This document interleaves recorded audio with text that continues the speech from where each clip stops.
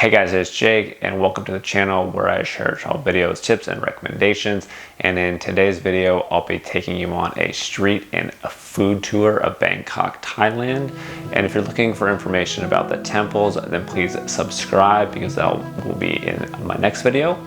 In this video, we'll be going to Michelin star restaurants, to street vendors, to rooftop bars, and everywhere in between. So let's dive into where to eat in Bangkok, Thailand. Bangkok is the capital of Thailand and has a population of 10.5 million people. That number represents 15.3% of the country's population. This means that the city is huge, and one time I was in a grab car for over an hour, and that's when I just paid the guy, hopped on the subway, since that was a faster way to get home because traffic was crazy. Bangkok is famous for its nightlife scene, which has grown over the years. There's exciting nightclubs, amazing rooftop bars, cool cocktail bars, and adult-themed areas. But that isn't all, because Bangkok has turned into a foodie destination and is home to a wide range of intense spices and flavors, and home to amazing street vendors and traditional shophouse eateries. The last few years has seen a wave of different cuisines from around the world come to the city, with top chefs coming to dazzle diners. Bangkok is home to 22 restaurants that received a Michelin 1 star and 6 restaurants which received a 2 stars. Michelin stars are a rating system used by the Red Michelin Guide to grade restaurants on their quality. According to the guide, 1 star signifies a very good restaurant, 2 stars are excellent cooking that is worth a detour, and 3 stars means exceptional cuisine that is worth a special journey.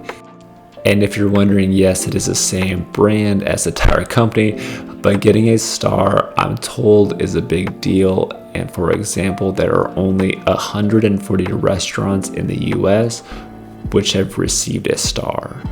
So let's dive in to talk about the food, and we'll start with one of the most famous places, which is a 1-star restaurant, J5. J5 appeared in Netflix's Street Food and is one of the first street vendors to earn a Michelin star. Located in one of Bangkok's last timeless neighborhoods where skyscrapers and designer malls do not exist. J5 is a small, no-frills eatery, but what sets it apart are the 400 baht drunken noodles that come with ultra fresh monster prawns, and she is also famous for her crab omelet. We were actually stupid enough to try and show up and not make a reservation, and it actually worked. When we got there, people had been waiting for 3 hours and they were booked for months. We figured we'd give it a shot to put our name on the list, and after an hour we were in. I came by another day and there was no chance of getting in at all. So if you do want to go, make sure you make a reservation. This was the first time that I had ever been to a Michelin star restaurant, and so I had no idea what to expect, but I had built it up in my head to be the best food I ever had.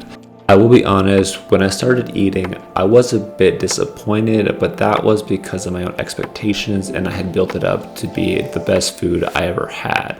But the more I ate, the more it grew on me as I began to be overwhelmed with the flavors, and it was a really great experience and would highly recommend it. A cool area to hang out was near where we stayed, called Art Box. There was a variety of stalls with clothes, live music, and food. Having never been to a Michelin star restaurant before J5, we wanted to try a more fancy place, and we went to Janae Siam. Probably butchered that name, so here's how you spell it. We went for lunch because it was like a quarter of the price of dinner, and boy was it an upscale and different experience than J5. They specialize in Thai dishes crafted from ancient recipes that once impressed the royal family and are the draw here. The dishes are a mix of classic and hard-to-find recipes like hot and spicy soup, red curry with grilled pork, and sweet and sour coconut dip with crab meat.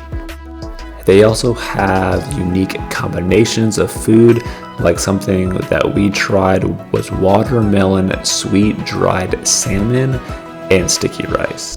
I also wanted to try what green curry would taste like at a place like this, and to be honest, I had better in Krabi. There are more gems around the city, like An Luk Young, which serves breakfast all day, and Nataporn for coconut ice cream. While we didn't get the crab omelet at J5, I went to Aru Asporn, which is nearby, and thought it was great. And while at J5, we saw a line forming, and it was for Thip Same, and it was listed as a Michelin star honorable mention, and I went back and got there early on accident, but a line started to form around 4:35 when they opened at 5 p.m. They are known for their grand pad thai, coconut icy, and fresh orange juice. We did try to go to one of those iconic rooftop bars, but with our luck, it was a national holiday, so we got some mocktails, some appetizers, and then got out of there.